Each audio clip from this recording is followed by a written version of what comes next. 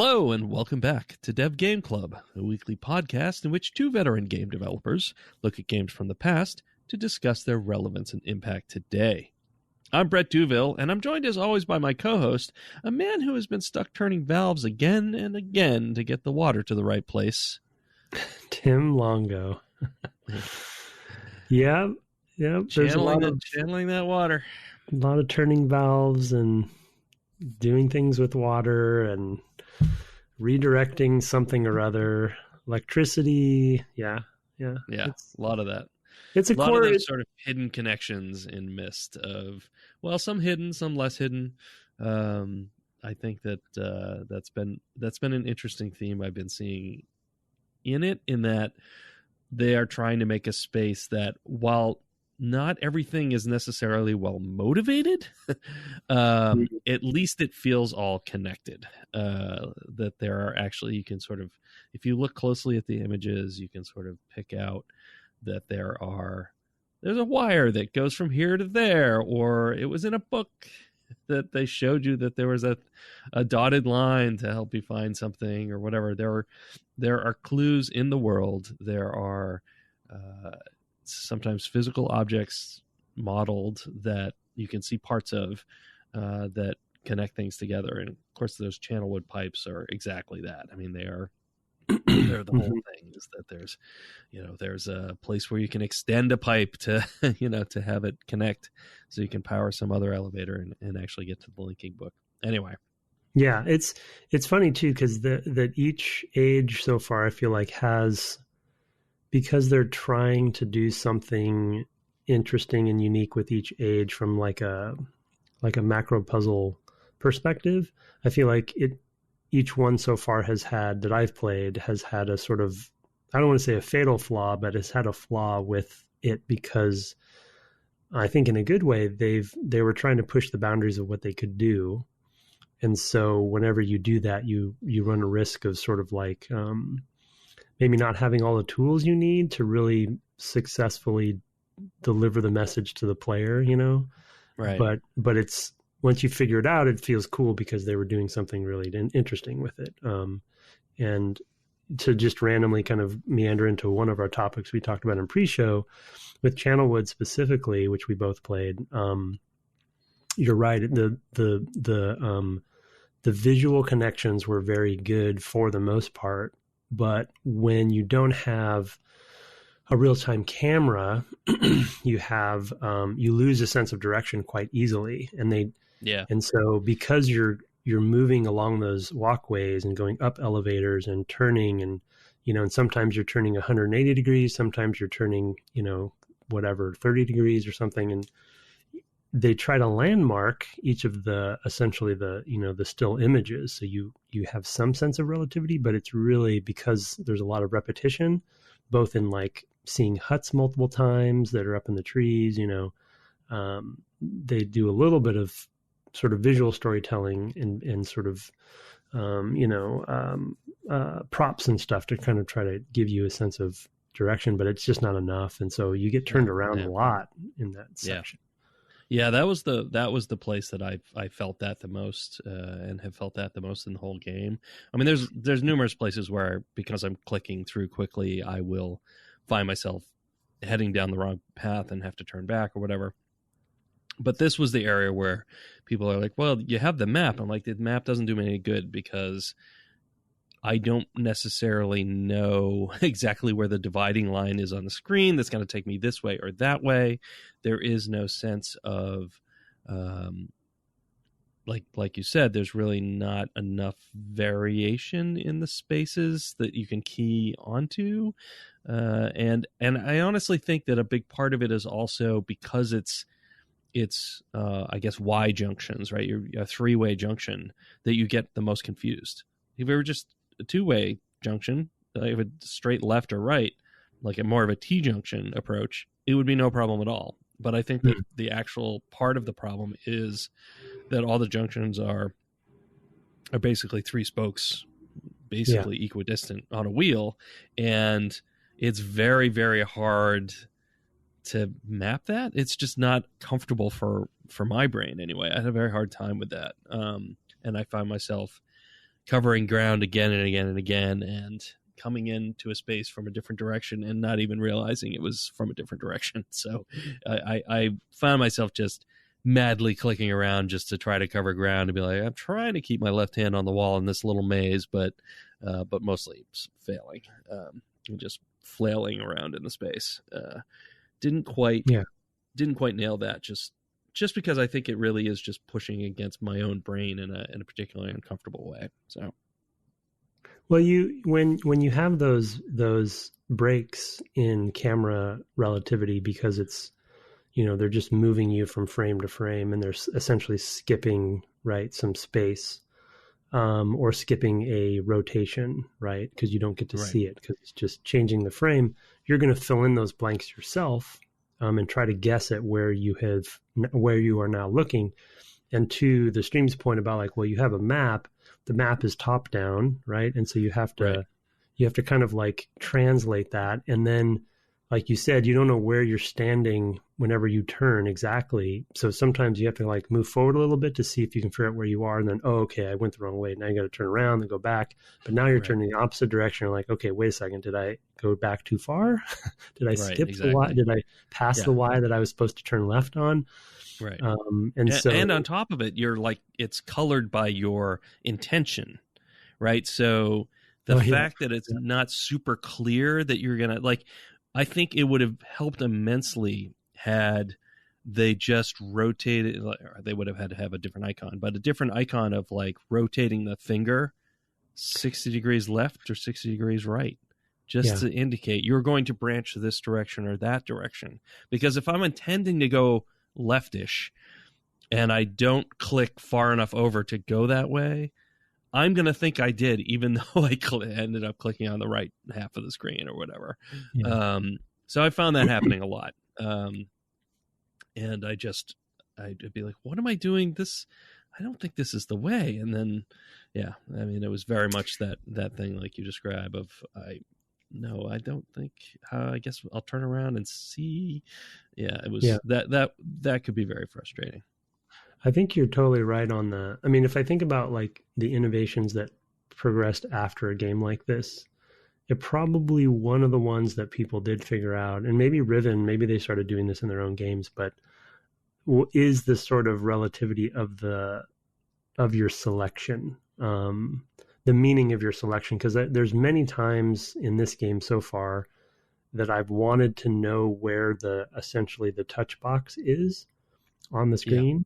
And it seems to be obviously kind of all over. There's no real rule set to it because every screen has some relative need for different touch box. And for me, it's even worse because I'm on the iOS, and so I don't even have a cursor. So they couldn't even change the shape of the cursor based on the hitbox that I'm touching on. The touch box. Wow. So I'm just kind of like tapping the screen, and like, well, I think if I tap here, maybe I look up. Nope. Okay, and I'm going to go left. Oh, did I go too far left? Did I go one, So it's a lot of like trial and error based on that. And the other thing that I'm just thinking of that actually is in a weird way, I didn't think about, this isn't in my notes, but as you're talking, it kind of made me think of it.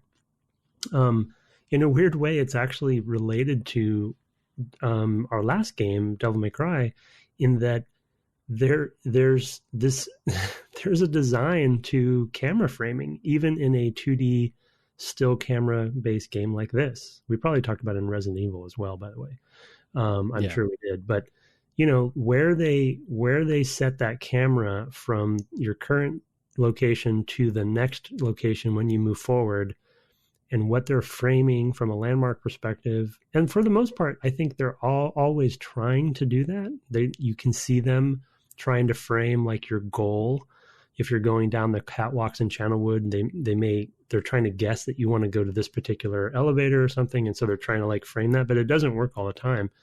And so sometimes the framing of that camera based on your goals and your intention can be misleading or just wrong, right? Or just throw you off. And we had similar conversations about DMC, right? Where you're in a room and because you don't have camera control, you're at the whim of the designer of where they put the cameras for that particular room. And sometimes it fights the game and it fights the player's intention for what they want to do. So it didn't even occur to me that would be also an issue in a game like this where you don't even have real-time cameras. Yeah, I mean, I sort of feel like there's other ways to approach this. I mean, I sort of get that they don't want to, they want to minimize the degree to which there is a HUD. So they're using minimal sort of just icons just to indicate where the pointer is. And that's basically it for the HUD, for sort of non-diegetic objects. But I sort of feel like it wouldn't be a terrible idea to have some sort of overlay, literally, like when you move the thing around, to move the mouse around, to literally indicate, and this wouldn't work on iOS, it wouldn't help you at all, but to literally indicate here's a red arrow, this is the direction you're going to move. This is where you're going to go, yeah. Yeah. I'm just going to overlay it like right along, or even just like an arrow and a circle saying this is where you'll be next, so that you can maintain that sense of space. And I think that might be a helpful sort of usability thing, because I do really like how it makes the game more approachable. This was a time when people are just beginning to use mice for a lot of people, so it's no, it makes, I really like this. We talked about that a lot last time. I really like that. I think they could have let go of some of their needs for diegesis, I guess you'd say, and helped some players even more. And I would be happy for that. So it's a fancy word you got there. That's a good word. Yeah, thank you. Diegesis, diegetic. I'm dropping them in. I got it. That's good. It's a good point. I wouldn't want them to, like, I agree with you and of your assessment that it's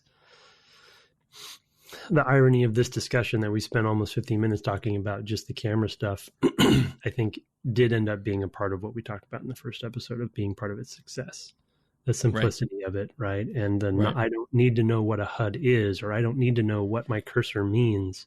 Even for some people, even having your cursor change shape and give you indications confuses people, right? It's like, well, wait, what does this arrow mean versus that arrow, whatever? It's like, no, this just click, and for the most part on the iOS, it's actually, it translates pretty well, with the exception of these sorts of situations. And I feel like Channelwood is probably the most egregious version of what we're talking about. Yeah. And then I think the other irony of this particular topic is we spent this section of this episode talking only about this one camera challenge, almost as if it is sort of part of the challenge of the game in a way. Mm-hmm. But they had no intention of making the camera part of the gameplay. They just are trying to move you through the world, So right. Trying to decipher which way I'm going is actually not even a goal of theirs. It's just, it didn't even probably dawn on them that is and because I feel like we end up talking about cameras so much on this podcast for any game we're playing, most games we're playing. It'll always come up because it's such an important communication tool for the player, and you can learn a lot from. Yeah, I mean, it literally frames what you know about the world at any given moment, right? Mm-hmm. And when it works against your intentions or your informational needs, that's frustrating as anything, right? I mean, it's just frustrating.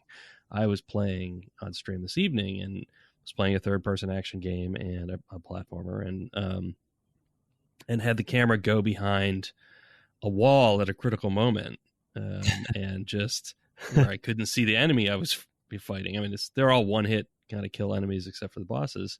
It's Sly Cooper and the Thievius Raccoonus. Good one. But it just... And I'm just like, I can't see any of what I'm doing right now. Yeah. It was momentary, and I took a bit of damage or whatever. The game's very forgiving in general as a platformer, so it's not a big thing. It's always easy to get back to where you were, but it was still just like, okay, guess I can't do that thing now because I can't even see it. It's rare in that game, but it happens. Cameras are hard. I mean, that happened to me in DMC as well, for sure. Yeah. That's why you couldn't finish the game. Fighting to a certain degree, yeah. Yeah. It's Yeah, cameras are hard. I mean, they're they're almost always hard. And then it's so funny that they're even hard in a first person static camera to, still frame game like this one in certain circumstances. And I guess it goes back to a point that I feel like I flog a dead horse on because I talk about it all the time. It's that matching your level design with your camera design. And in Channelwood's case, they're stretching, like I said earlier, they're stretching the boundaries of what they want to do with their puzzle design, which is cool because the whole level is a puzzle in a really neat way. I mean, I love that level. I love that age in general, but they chose to create the structure of the walkways and the essentially the walkways in such a way where it's gonna break down, some of the camera work that they're doing. It'll start eroding on the communication. So it just wouldn't have occurred to me. And maybe in retrospect, if I'm looking back at playing this in the old days, it's kind of dawning on me that maybe some of my frustration with that level was the camera, and I didn't even realize it then. Yeah, I just felt like I was always lost and never got to go where, never found the right spot I needed to be at the right time, because you have to go back and forth and all throughout that in multiple different orders to finally finish that level, which was cool once you finish it, because you feel like you really kind of maneuvered it, in a really cool way. Yeah. But yeah, it was ultimately a fun level. I mean, like you said, the manipulation of the walkway and the pipe and turning that water on. They even had a nice little touch that I don't think had any other purpose other than sort of showing, communicating a seamless connection. When you go out to where I think you turn the water on up on that like rock area. Yeah, on that rocky crag, sure. Yeah, you can go out and look back over the cliff and see where the pipe is going down into the water. There's nothing to do there. Yeah, there's no point to that. Yeah, I actually called that out on the stream. It's a good point. Nice. They just go all the way to completely giving you all of the world. Yeah. And maybe we can sort of move to puzzles a little bit as a result, because there are times where I think that having those extra bits can be confusing. Right. It's going against Chekhov's gun, as it were. Right. It's I stuck this gun on the wall. That's just for decoration. He likes guns. I don't know. Whatever. Some of those spaces you go out onto that ledge, and at that point I knew what I had to do. I was just trying to remember or figure out how to get that door open to get from the second level to the ground level.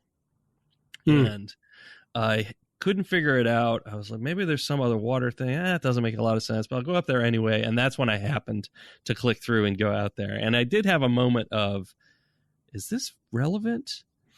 Okay. Yeah. Cause it depends on when cause I went out there. If you went there right away, first, you probably would think nothing of it. Yeah. Right. Yeah. And I was like, oh, cool. I considered it a cool moment for, showing the world in a cohesive way, I guess. Yeah. Yeah. And I was and I did too, because I recognized that it pretty quickly that it couldn't have anything to do with anything.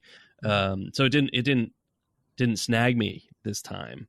But I did literally comment like, oh, they just committed all the way to this is a real place. And if you ever have to think about where the water came from, here it is. Mm-hmm. Like if you're a player who cares and thinks like, where's all this water coming from? You literally have the opportunity to go and see the pipe that goes down to the water. Yeah. And I do like that as a thing that they do, that they're really, like I said, they're really invested in making everything feel like a real place. Well, you mentioned this last time too, the red herrings, right? In the mechanical age. Is that what it was called? The mechanical age? Yeah, I think so. Yeah. They had some of those in each of the brothers' rooms. They usually have some little thing going on, like a mechanism or something that is interactable and fun to fool with, but you're never sure if it's relevant or not. And yeah, those are still all over the place. One interesting example that's in Channelwood up in, who's not Sirius, but who's I think it's Akinar's room. Akinar's room, right? He has that recording device. Yes. He shows you, you can find the recording device where he was he was, recording himself speaking the language of the monkey people that they talk about in the book. That's in this world, and then you find one of the recordings. I don't know if you watched them all 4 of them, but one of the I did, yeah, is Sirius talking to, saying, "Oh, what a clever device," blah blah blah, and then it's sort of like this cool little lore moment of like seeing how they probably recorded the book entries, the pages, right? And so you see this device, but then it's so elaborate. You're like, well, this must be interesting for something, right? It must be relevant. Do I have to? Is there anything to do with like the words that he's saying, the gibberish or whatever, or the other language? But yeah, it's cool that they put them in, but you have to put that stuff in with intent and think it through so you don't lead people astray. Yeah. I mean, I think some of those things very much just indicate personality to some degree. But at the time, I would think that the sort of technological marvels that those things represent, like streaming video or whatever inside of this game, would have given you this moment of that's got to be important. This is really like as a developer thinking, but also gamers of the time, like it must be important because they spent all this money on it, right? But I do think it is important to them because I do think they care so much about their story and lore. For sure. And to speak to that point, it's Cirrus. Okay. Not Sirius.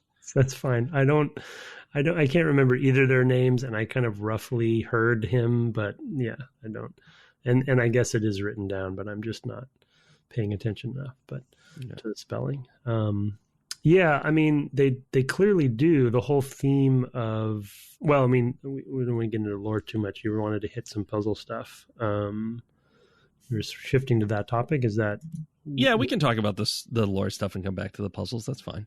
No, I was saying let's continue on the puzzle stuff. Okay, we can continue with the puzzles then. That track. You, I mean, one of the things that you had talked about in pre-show was sort of the patterns in puzzle games. You want to sort of expand that a little bit for me? Yeah, I mean, so I think we talked a little bit about this in the first episode when it comes to the rotating the tower as one example, and then also in the mechanical age, you're rotating the fortress thing, I think they call it, to essentially get the clues you need to, I think it's exit, right? You exit out using those little symbols. Yes. And my point there, and I guess in Channelwood, I'll have to think of a way to talk about this, but because they had this cool goal with this game that they wanted it to feel like a connected world / mysterious island, and it's kind of it's like the island and the ages themselves are almost like these clockwork constructs, and so once you figure a certain type of thing out, like for instance the tower rotation, you now know how that works, and then you have an expectation about how it will continue to work. And so there's that initial, when you first start the game and you go in, you're like, well, what is this room about? I have to get behind the bookcase. I have to touch the map, and I hear something moving when I rotate. You hear the tower moving. You see the line moving. You're like, what does this all mean? You don't really know for sure. And then once you do it once and you go into the tower and you climb up and you see, okay, the observation, window in the tower shows you a specific landmark that looks significant, and then you go climb down the ladder, and then you go to the other ladder, and it gives you the clue you need for that particular age. And that becomes this pattern that you now know and have kind of memorized. And so now you've done one, you're like, okay, I got into this age. Obviously I know I have to get a page, And so you already know your goal. It's a very limited inventory game, so it's not like that complicated. And then you know you have to get out. And then when you go back in, you're like, okay, I'm going to go back to the tower, repeat that step, go to a different thing on the map. And there's this sort of cool sort of expansion of your learning because you are learning these tools. You know, you're learning these skills that are repeated. And I think good puzzle games have a mixture of that combined with a fresh mechanic, like we were just talking about with the water in Channelwood or something, right? And so I think that's a good rule of thumb for me in a puzzle game because I like learning those patterns and I like understanding that I have to repeat them, and then they're just going to sort of switch things up on me each time. And in this case, you're going to the different ages, and that's sort of the big switching up. But even once you're there, you kind of know what your objectives are, right? You're going to probably find 2 rooms for the brothers. Yep. Right? You're going to choose which I wanted to ask you about the pages. On the PC version, you can't take both pages, right? Correct. You still have to I've returned to them multiple times to get all the pages. And then get them both, right. All right. Interesting. Because I want to get the trophies. No, I'm kidding. Oh, I was going to say, that doesn't surprise me. I don't remember how it ends, though. So I don't remember if you need to do, because it's telling you to pick one. You need to do, I believe, enough of one or the other. So basically, you want to do all the blue pages or all the red pages. You don't want to mix, as I recall. But if you do all of the red and all the blue, what? Anyway, I guess we'll get there. At a certain point, I think you're going to do the last page of one book. One of them, yeah. You're going to have to make that choice. That's your choice, so, yeah. Anyway, that's my spiel about the sort of pattern recognition of it. And it's more on in this particular game, it's more on a macro basis. Than it is on the particulars of the puzzles themselves, even though, like you said in your jokey intro, there's a lot of, obviously manipulating things in the world that are consistent from a sort of verb perspective. Right. And that's like when you're doing that, it is sort of experimenting with the logic of the world. You're sort of, okay, what if I do this? Because in most cases, and this is another sort of aspect to puzzle design. In most cases, if you can't undo a thing, then you're fine. You did the right thing. Yeah, and if you can redo a thing, it's something you can experiment with and to understand the logic of that particular world. So the valves, for example, or whatever. I mean, they could have made it so that, well, they couldn't because of how they constructed that particular world. But they could have constructed a world in which once you turn a valve to the right direction, it locks, it breaks off, it whatever. And it's just, that's the way the world is now. To sort of signal progress. Instead, they like to let you sort of stew in the thing and go, I don't know if I'm making progress. But I do know exactly how to change the world in different ways, so I'm going to keep doing that. And I really like that sensation. That's a really pleasant feel for me of there's a logic to this. It is parsable visually, usually. Sometimes there's audio support. I mean, Channelwood's a great example where there's if you follow the pipes, if the water's in them, you can hear it. So they're backing that up as well, so that you know that you did the right thing. I mean, I frequently turned the valve the wrong way from what I intended, took one step and went, oops, and went and took a step back, and redid it. So there's a lot kind of going on there, and it kind of allows you to step above to have sort of your own player goals, even if they're not well formulated. It might be at least I want to do the valves in such a way that I can take this elevator up. That's a player goal that nobody tells you to do that. It's not like there's some list of things that you have to do given to you. Obviously there is, because you can't solve the puzzles without doing the list of things, but it's an implicit list. And I really find that really enjoyable, to to be kind of in that stew. I mean, but then I program all day, so who knows? Yeah, well, I agree. I mean, you made a good point there as far as like the exploration that you can have with the game, because as another example in Channelwood, the at least with the walkway that you can turn on and reveal from under the water, to get past that one. Oh, one right, second. right, yeah, the little bridge or whatever. Yeah, the little bridge that kind of comes up step by step or board by board. You can go and lower that again. Yeah, and it's like, to your earlier point, like there's a sort of usability that you could argue there's definitely pros and cons on doing, but there are definitely puzzle games where once you raise that walkway, you wouldn't be able to raise it, or you wouldn't be able to lower it again.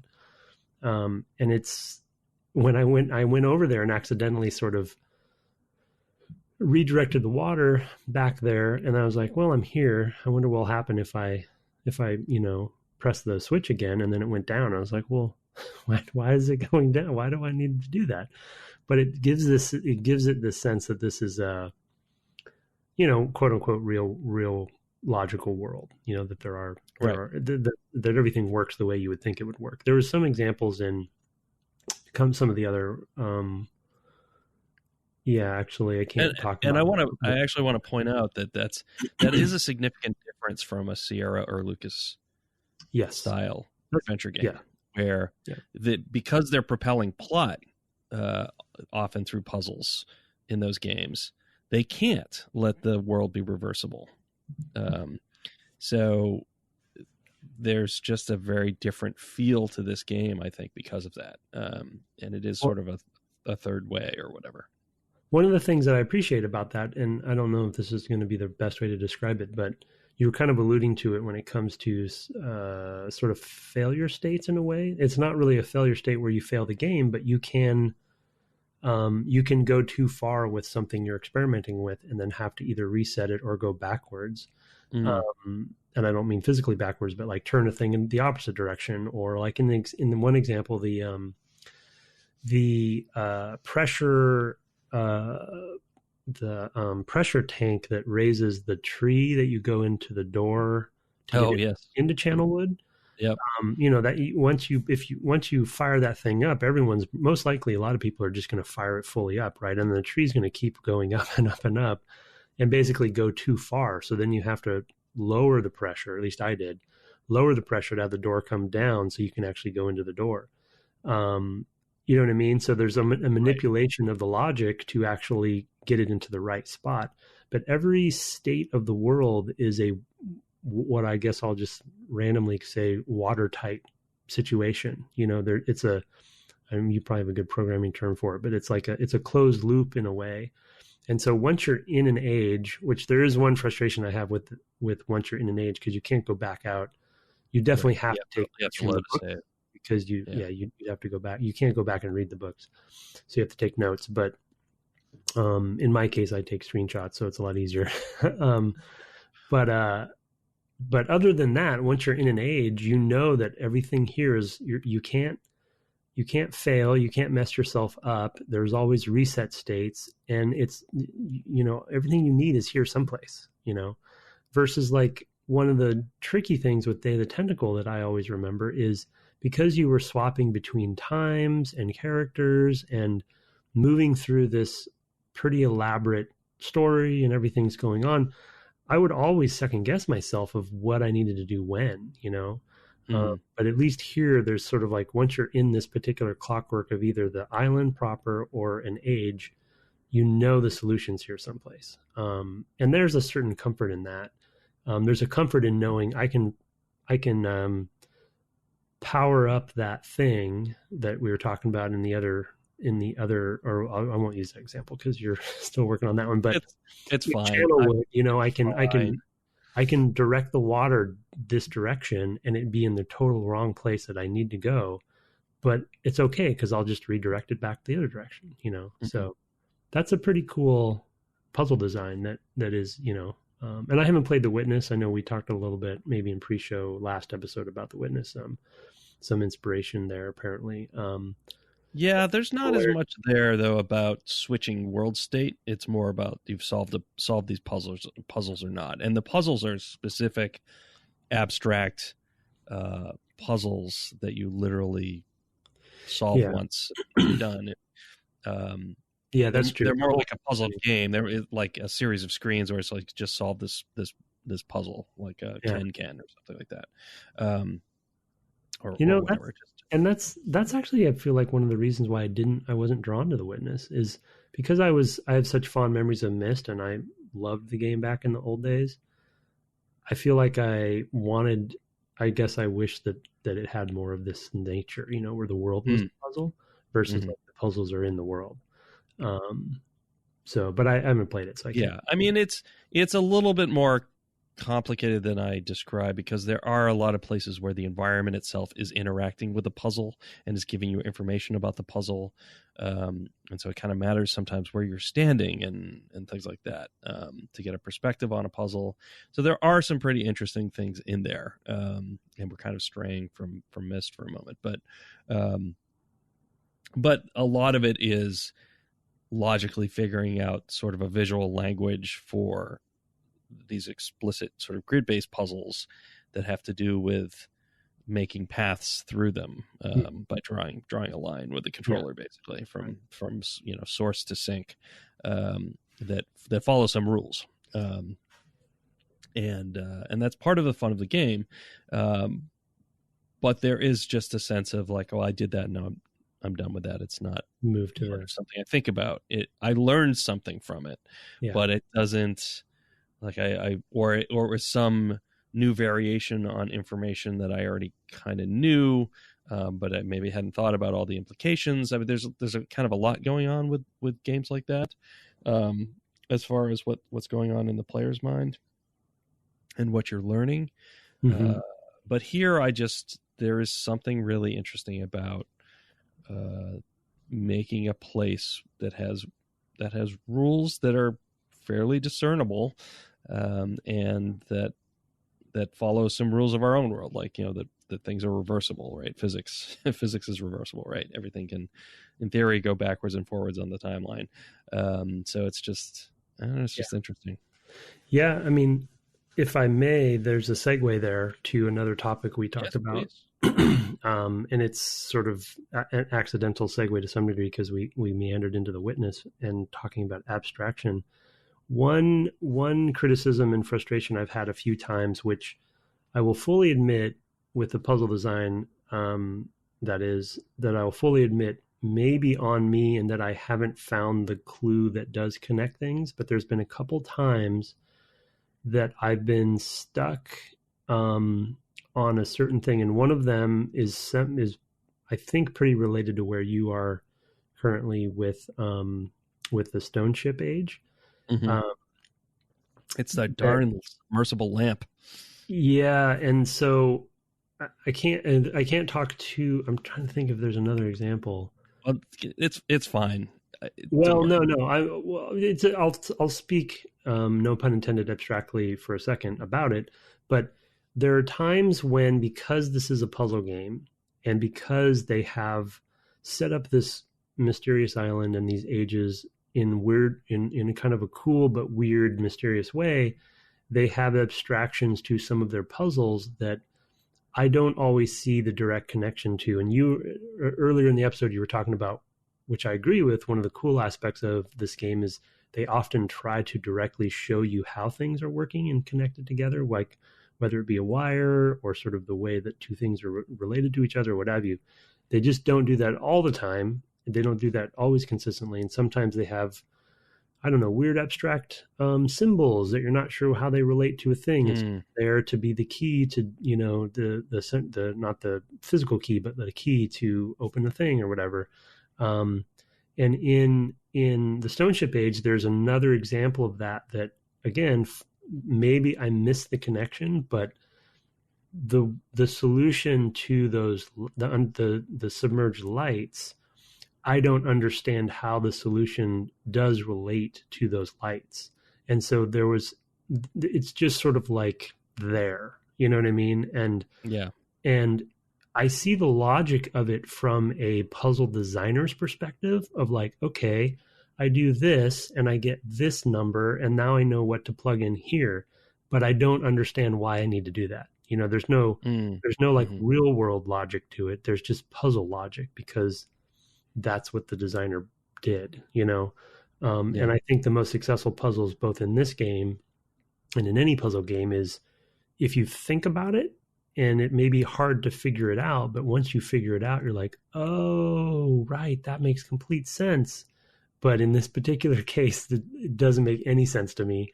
And so in that particular case, and so there's a couple other examples I can't think of off the top of my head, but I'll think more on them.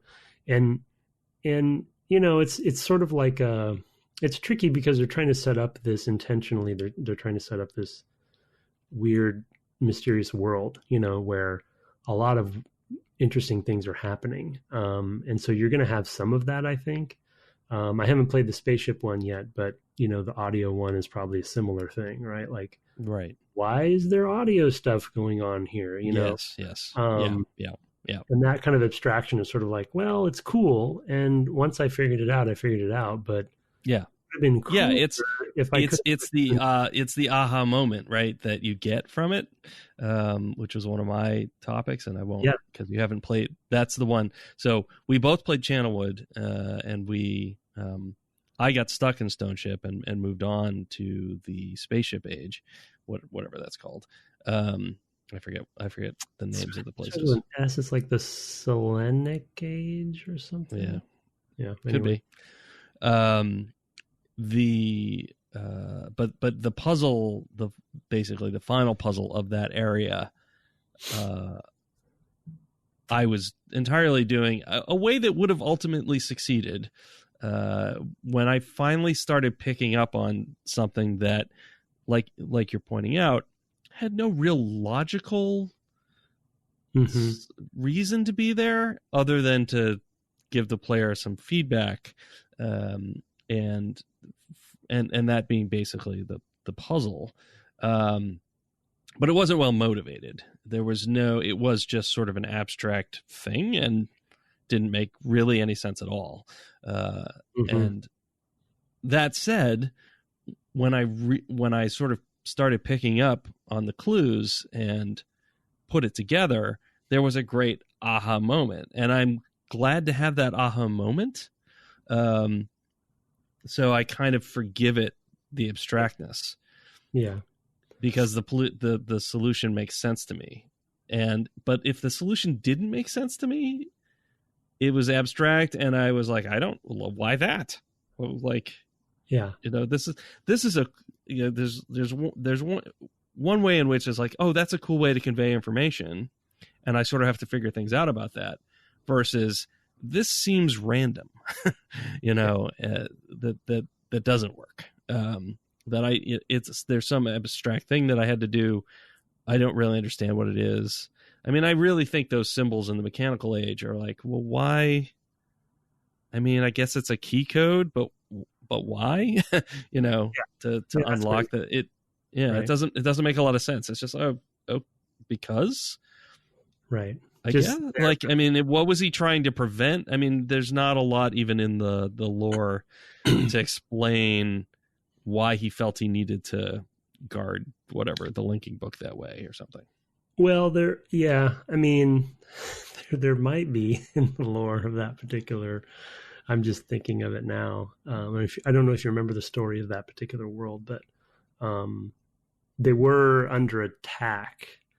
The fortress was under attack. Right, by the pirates of the Black Sails or whatever. Yeah, they might have wanted to try to hide the, you know, so they couldn't get in. I don't remember the structure, how it worked as far as like, so there could be, you could maybe justify it, but the conundrum for me, and I totally agree with you, the aha moments are worth it anyway. So it's like, you still want those, and so I'll take those over just having no abstraction. But I think the thing that I get stuck on sometimes is there are so many logical parts to the game and the puzzles that I love.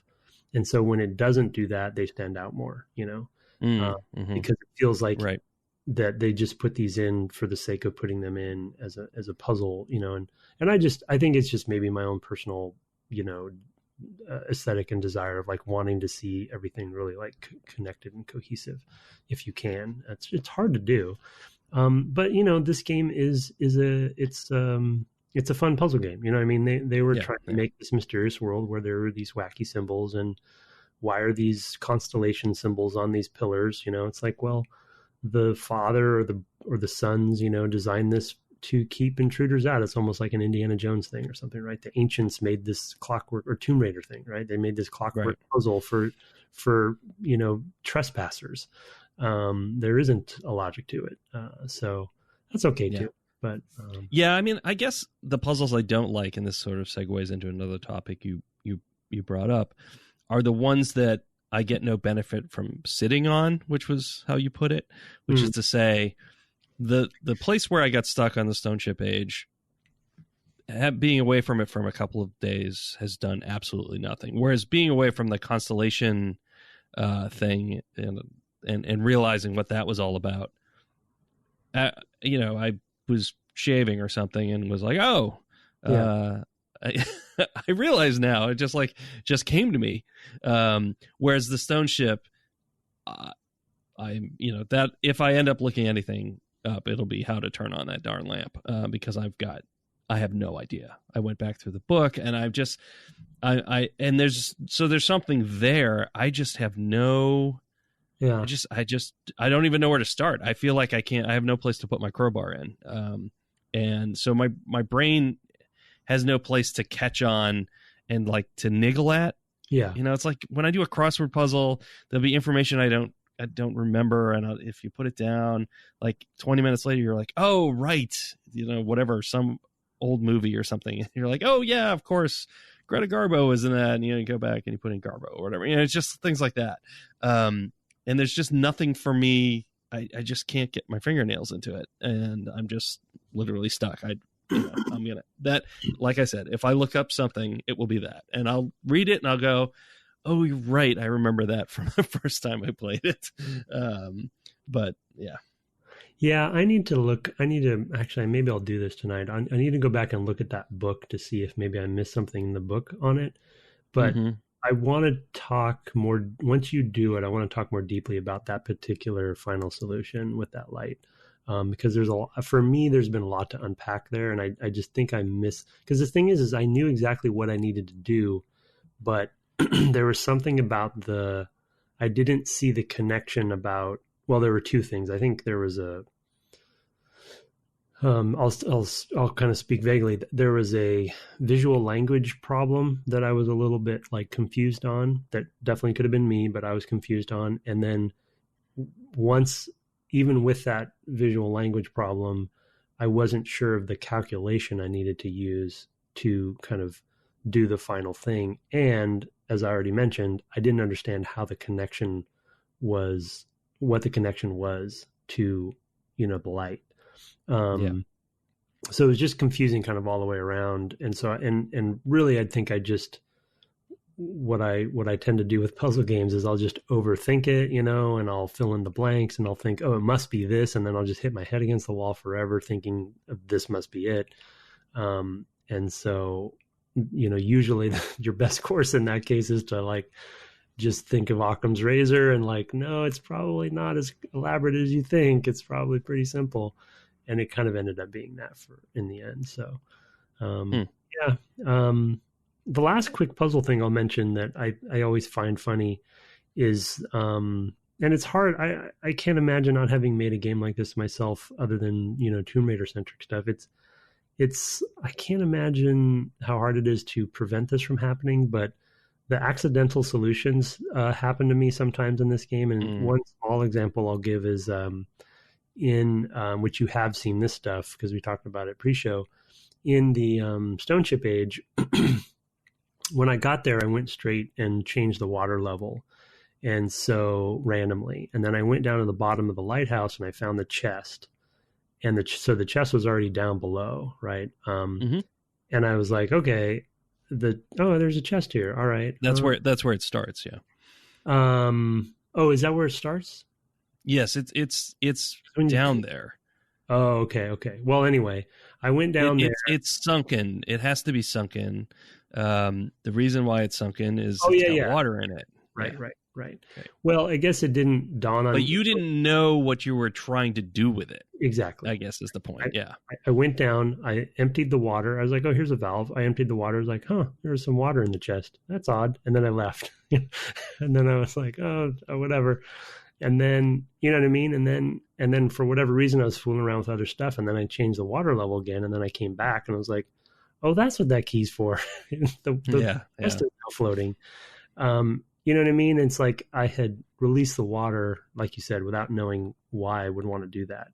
And it ended up being what I needed to do, and it was there when I needed it, but it was accidental, so it didn't feel motivated. I didn't get that aha moment in that case, right? Because I had done it accidentally. So there's a couple other examples that of little moments like that, and it's really just because a lot of their puzzles are based on switch states, essentially. Yeah. That's going to naturally happen just because it's a sort of a semi-open world. You can do things in any order. You can go and see a thing before you need to see it and flick a switch just because you can, and you won't know always what it does. So yeah, I mean, the only thing that they could really do to prevent things like that would be to add some steps. So for example, the key that unlocks that chest to get at another key, they could have maybe hung that on a wall and made it when you pull it, it opens a grate, which releases the chest, right? I mean, you could see like adding steps that maybe would make that maybe make sense, or make it so you could only do it in order, but it's really hard to read player intention, especially in a game like this where the player doesn't have a lot of verbs really, right? It's, click. You're clicking to do various actions, but it's basically just, I'm going to click and change the state of the world in some way.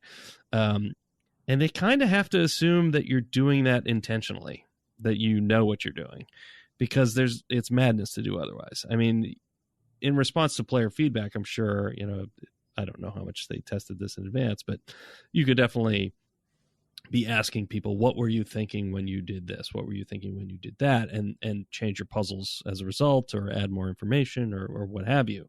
But you kind of have to start from the standpoint of the player knows why they're doing the thing that they're doing in this game, in a way that I think other adventure games probably could do more with. For example, what I mean is basically in a LucasArts or Sierra style game, or especially LucasArts, where you have these inventories with tons of things in them, if the player suddenly is just going through every item in their inventory and matching it to the thing on the screen, you could know they're lost.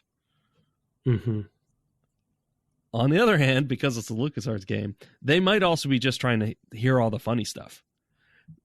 So even there, maybe you can't. Like, I mean, it's very, very hard to understand what the player is trying to achieve. Yeah. It's a very difficult problem. I'm glad I'm not a designer. It's not my problem. I think there are ways to do it. I think it does come down to what goals you value over other goals. So to your point, you could have added, to talk about the chest specifically example I gave, you could add steps. You could also make the steps completely linear in the order that you need to do them. But by doing that, like an example being, I'm just, whatever, we're both on the flying this, but say the valve that you, say you needed a wrench to even turn the valve on the chest to let the water out, but the wrench is somehow related to the water level or something. Do you know what I mean? So you couldn't get to the wrench until the water was, you see where I'm going? So it's like, you can't just be at the chest and turn the valve whenever you want. But what that would do is it would make the solutions inherently linear. You have to do things in a, step 1 through 10 order, and you can't do it out of order.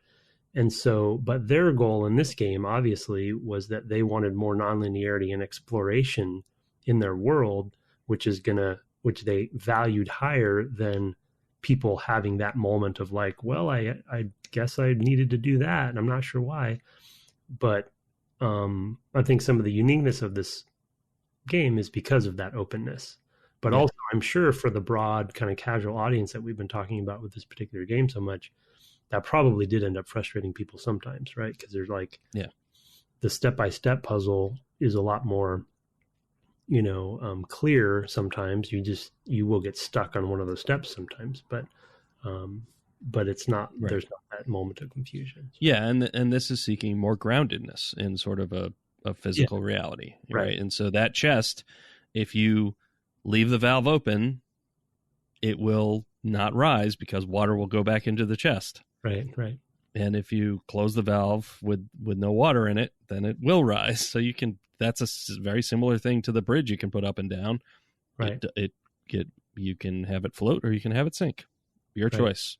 What are you going to do with that information? That's right. Cool. So that was a good goal for them to have, because I think it did set it apart from the LucasArts and Sierra games, right? For that very reason.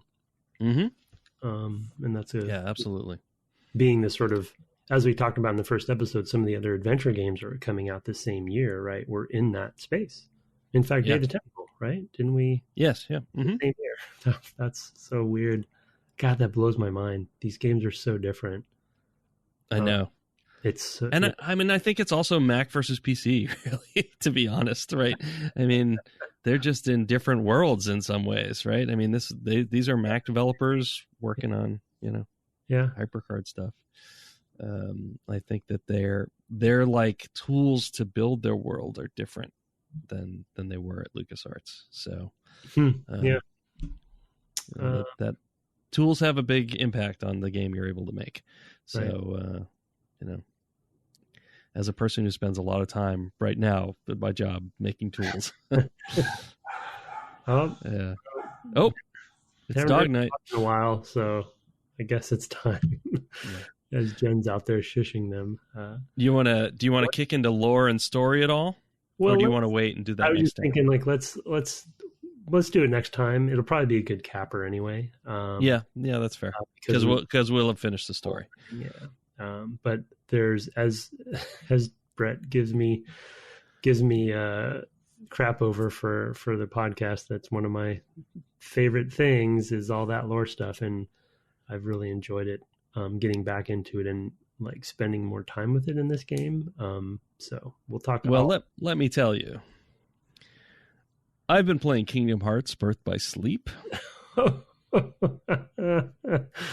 Lore reason, which I guess is the fourth game that I'm playing. There was a mildly interactive movie, basically slideshow, for one of the stories that they didn't remake the game for that's modern right. systems. And in a way, it's the most lore deep because it's a prequel that sets up everything else that happens with new characters. No, Sora's not in it. Well, he's in it for a moment. It's not about Sora and Riku and Kairi. What's that? This game they didn't port is the one that sets everything up, you're saying? No. That's a different one. No. The one I'm playing now, Birth by Sleep. And it's my favorite. It's my favorite game of the series so far. In fact, the side stories that are not the main ones have been my favorites. I really like Chain of Memories as well. But Birth by Sleep is these three students of this master, and Xehanort is involved. And you see how Organization 13 begins. It's just, none of those words I know what they are. I know. There's a Keyblade War. Did you even know there was a Keyblade War? Of course you didn't. No. And why was there a Keyblade War? So that Xehanort could find the most powerful Keyblade. I don't even know who Xehanort is. Right, because you haven't played any. You only played the first one. He's not in it. He's voiced by Leonard Nimoy in this game. It's so great. Anyway, so I'm deep into my lore reasons with this one. But lore reasons is like, did you listen to any of the? Now we're off topic, but Waypoint Radio. I have not listened to all the Kingdom Hearts ones because I'm playing the games. I don't want to be spoiled. Shout out to to them. And I don't know if Lore Reasons is something they made up, that term, but I feel like Natalie might have mentioned it or something, but I hadn't heard it before. I think it's something we say about games. Like, why is this happening? Well, Lore reasons. Yeah, I think maybe. that's a throwaway kind of phrase that gamers say, but they've embraced it and said, no, we're going to talk about the lore reasons. So yeah, hilarious. Yeah, no, it's great. I look forward to listening to all of those when I finish Kingdom Hearts 3. We'll get into lore reasons for MYST and the art as we finish up this series next episode. Yep. So yeah, absolutely. Let's turn to some email. We have a few. We're in an hour. I think we can get through all three. I think that'll be fine. Okay. I gave you the first one. Okay. As I always do. And these, of course, were sent to devgameclub@gmail.com. Okay. Subject is MYST from Raymond Cason. Hi, just wanted to echo Tim's sentiment about this being one of the games I've started and stopped the most. No idea why I've never just buckled down and used to get through it. Something I have no problem with using when I get stuck in a LucasArts game. Instead, I just get stuck and stop playing. I think it's just the speed of exploration that eventually drags me down. I'm usually also much less compelled to finish quote-unquote serious adventure games like The Seventh Guest or Broken Sword than funny, quote-unquote funny ones like Monkey Island. I think I'm just more likely to forgive adventure games their problems when it's funny. Regards, Raymond. Yeah, that's it. I think that's the same. That's probably the same pattern I have too. And I think he might be, I never thought about it, but I think he might be onto something that if they're not something additional compelling me to move forward, then yeah, I'm less likely, and I think that's something that LucasArts especially did so well is the world building, if you will. There's the comedy, of course, too, but just Monkey Island's a great example because of the richness of just the pirate life was so good. You just wanted to be in the world and just kind of fool around, right? But something like, like Seventh Guest has its coolness to it, but you can maybe kind of only take so much of that. What's another example? I feel like, well, I think the darker, like the Phantasmagorias or Gabriel Knights are sort of similar in that way.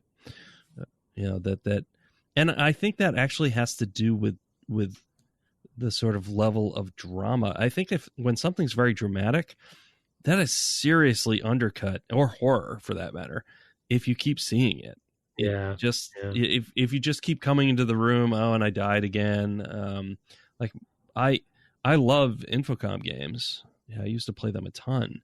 But the ones I like the most are like the Enchanter series, the Zork series. They're kind of light and they're funny.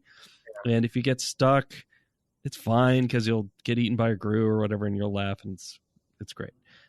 Whereas the lurking horror is sort of their Lovecrafty sort of thing, and it adds to the frustration, I think, because you have no sort of relief valve for that frustration. In a game where you can laugh at this stupid thing, at the grog eats through the bottom of the glass or whatever, those gags can work again and again, and they get kind of funny. I mean, you might be a little punch drunk to enjoy them, but even repeating them is okay. But repeating a dramatic or gory or graphic sort of thing doesn't work the same way. So I think that there's really something to that. I think people do find it easier to, as he says, forgive them their problems. Go ahead. No, sorry. I mean, I was just going to say, I think that there is just sort of, there's an investment that happens with humor that cuts through us a little bit easier and is something that you can stomach again and again that you can't with some of these other modes. Right. Well, what I was going to say is something that's a minor revelation I'm having right now with MYST specifically that this mail has triggered and what you were just saying triggered. I'm going to take that one step up from just humor, and talk about investment. Because one thing I'm realizing, and the reason that I did want to actually have a segment talking about the lore in Myst.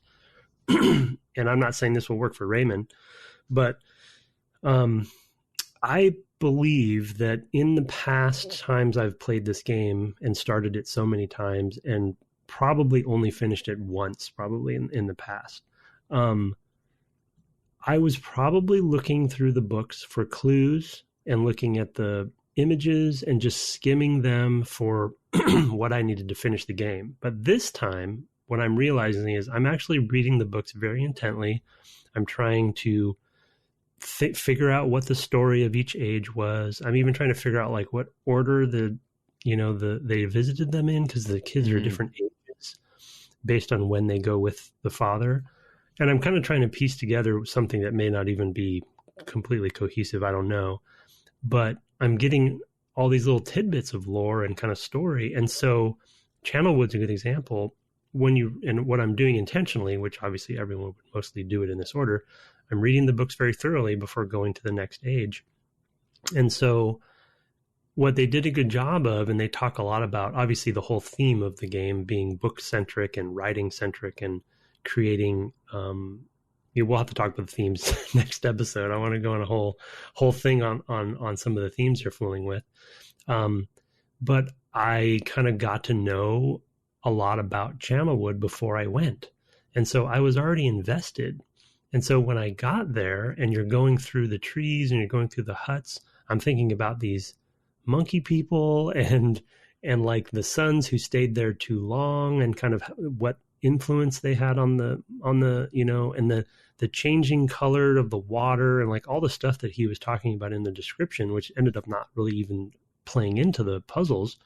But they added in enough there where I was invested.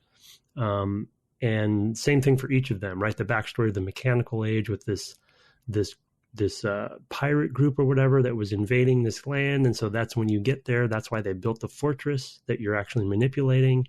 And so there's this history to this place, And so anyway, humor can definitely be an easy way to invest somebody because it's such an emotional high, to have good, funny things. But what I'm finding this playthrough, which I don't remember having at all in the past ones, because I think I was just skimming through the books to kind of try to shortcut, is that I'm investing myself in the place a lot more, and that's what's actually driving me forward. So, oh yeah, I look forward to talking about that next week because I did read all the journals. I didn't skip over any of that stuff. And I was kind of like, I wish there were more, but one of the things I had made in my notes for that very first episode is like, there's a lot of reading in this game. Yeah. And a lot more than I would expect, I guess is really what I mean. More than I remember. And I think my general aversion to lore in games is that I probably skipped a lot of that stuff the first time I played it. And this time I was like, wow, there's more here than I remember. So anyway. How are you doing it on the stream? Are you just reading it out loud and like I read snippets basically because I sight read very quickly. So I just kind of like, I get a whole page and I sort of pick out the bits that I think are interesting and I deliver them in funny voices. So that's what I was hoping to hear. Yeah.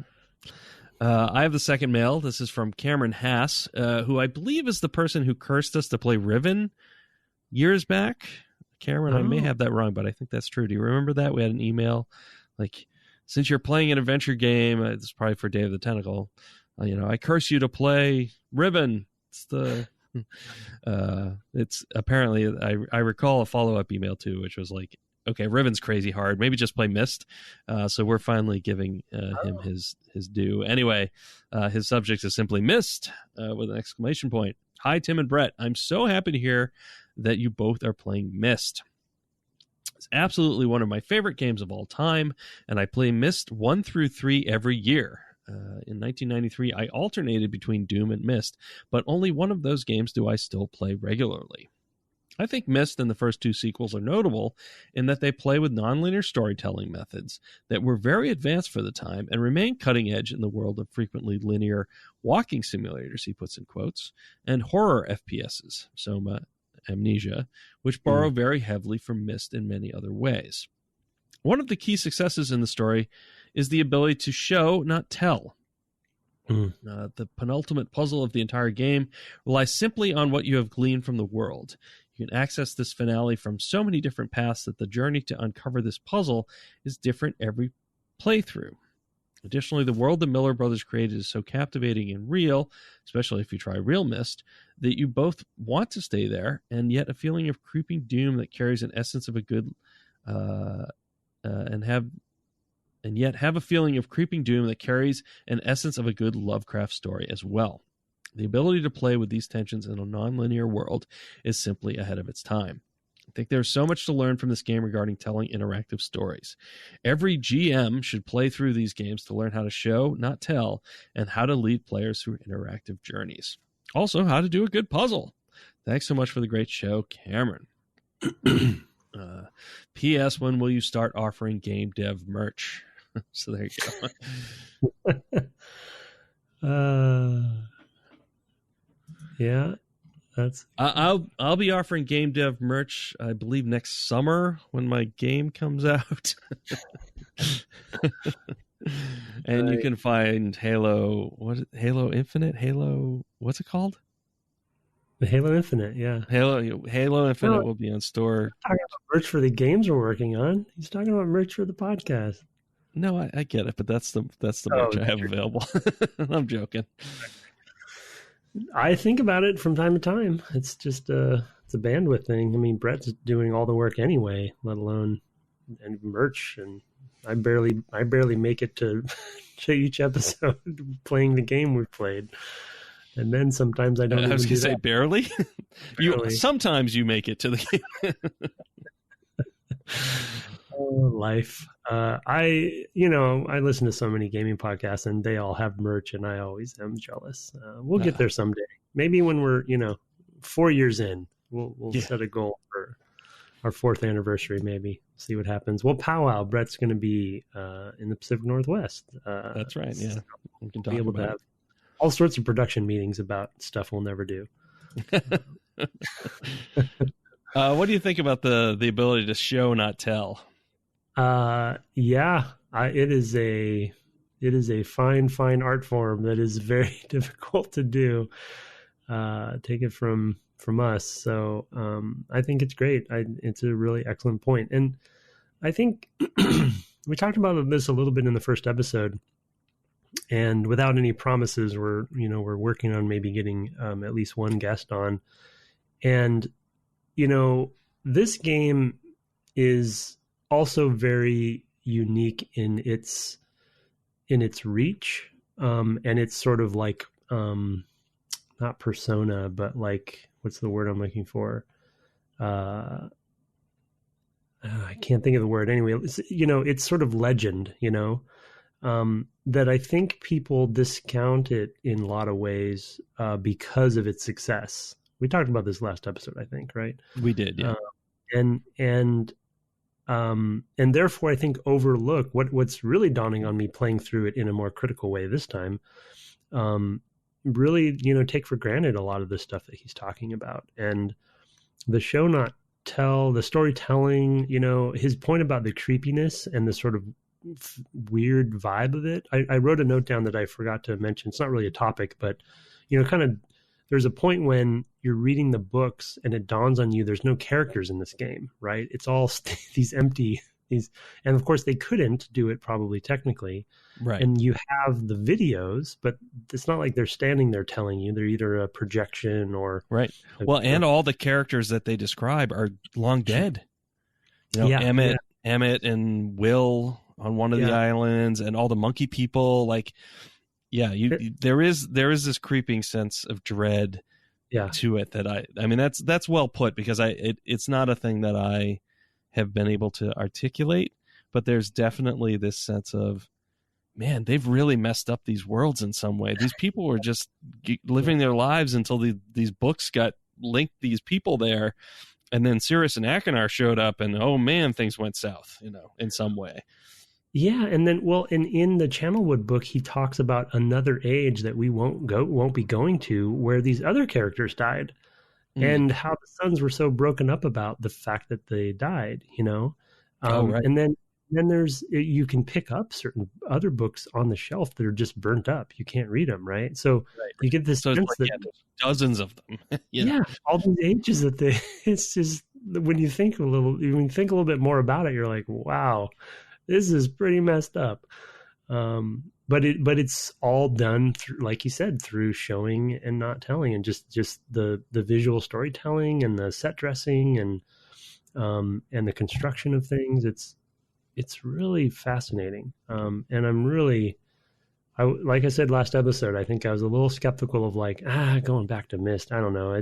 We should play because it's an important game, but I don't know how much I'm looking forward to it. But now that I'm in it, I'm like, yeah, this was a good choice. I'm really glad we played this. So, yeah, it's good points. Cool. You want me to go to the last one? Yeah. Switching gears here. I'm excited about this mail. The Johto region update. Is that how you say that? Johto? Must be. I assume so. I don't know. From Jamie Zucek. Hello again, Brett and Tim. Little Stilla or whatever, but maybe that. Here is your Pokeverse update. I can't wait. My sons and I have completed our Johto region playthrough of HeartGold and SoulSilver for the Nintendo DS, although from here on out we'll be playing it on the new 3DS XL handhelds.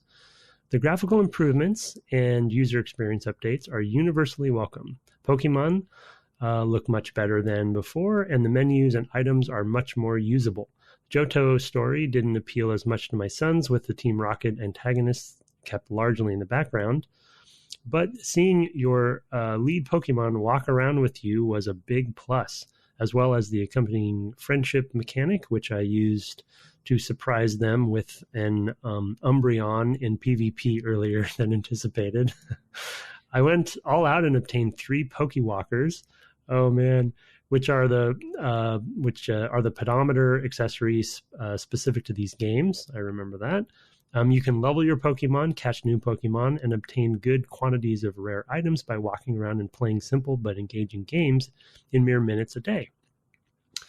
This may have been foreshadowing some mechanics found in Pokemon Go, but sadly the Pokewalker can't be used with any other games. PvP is much improved with many more modes, including level capped and multiplayer. We level capped and multiplayer. Yep. We held more battles against each other in these games and took delight in catching / evolving surprise Pokemon to spring upon each other. We finished the Johto story arc and are already in progress in the OmegaRuby and Alpha Sapphire games. However, we plan to continue the post-game Kanto story arc in HGSS on the side. Yes, you are only half done the first time you defeat the Elite Four and your rival. Thanks for the great podcast. This is a journey for him.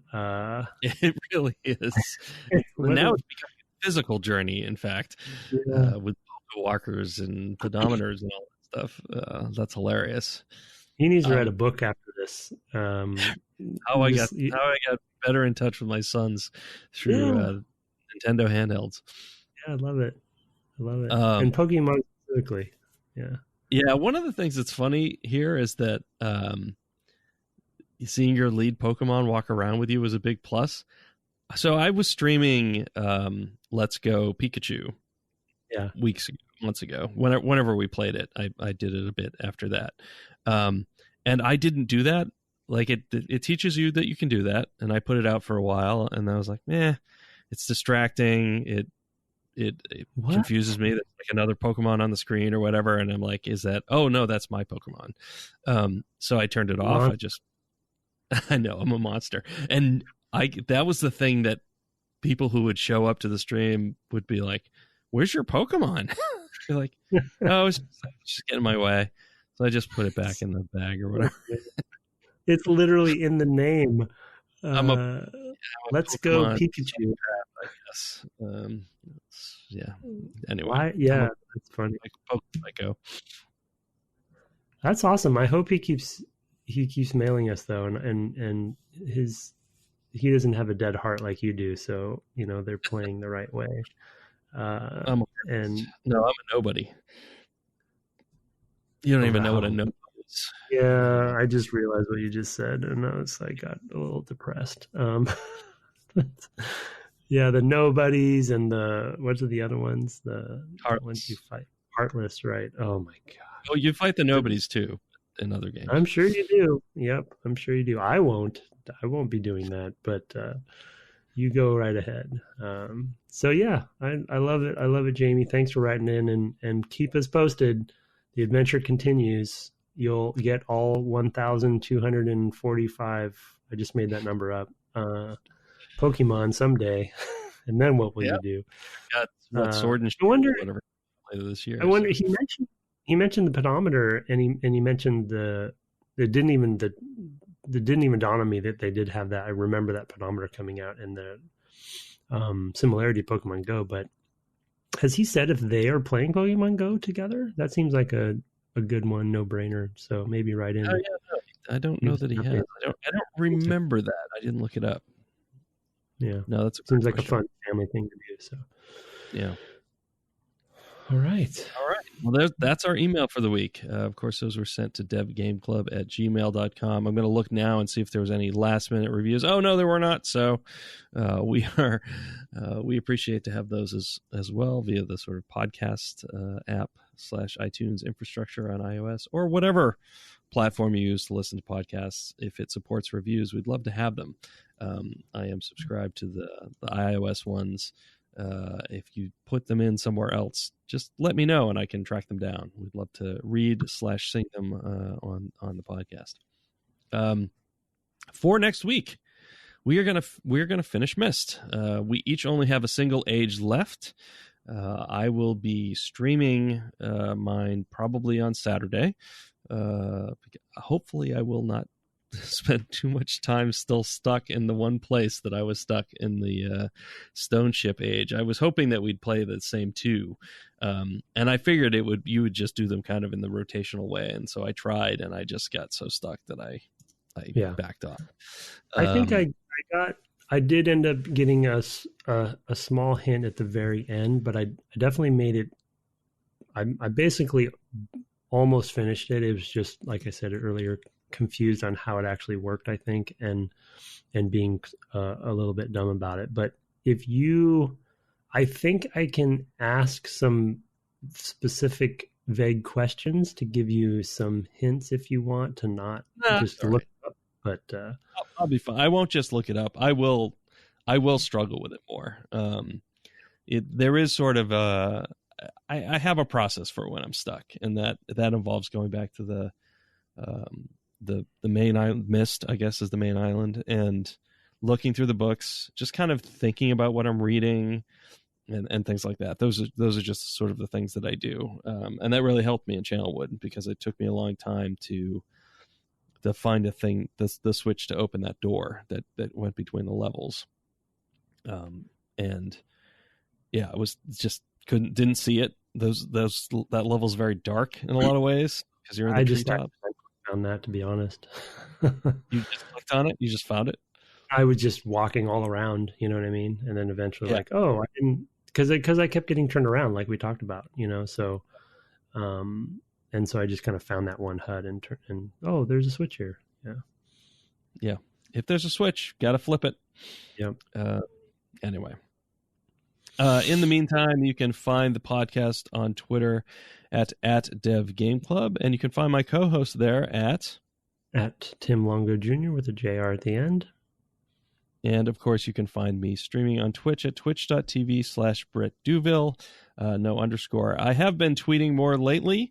I wanted to throw out there and let people know, if they don't follow me on Twitter, that I am, and this has more to do with me being a game developer. I've just yesterday announced that I will be offering a mentorship to one lucky mentee, and I put details of that on my website at brettduville.com. I'm looking to take some of these years and some of the things I've experienced and share things I've learned with someone, and hopefully that'll be an ongoing thing. And every 6 months or a year, I'll get a new one or something. Cool. Cool. We'll see how that goes moving forward, but I wanted to let people know, those who are maybe involved in game development and sort of near the start of their career, that's really what I'm looking for. You can find more details on my site. All right. Anyway, I'll go to the site and check it out and sign up. Yeah, because you're pretty much a neophyte when it comes to programming. It'd be a good fit. Yep. I definitely can learn some things. That is, well, and that's what we're here for. In any case, have fun playing games this week, and good night. Good night.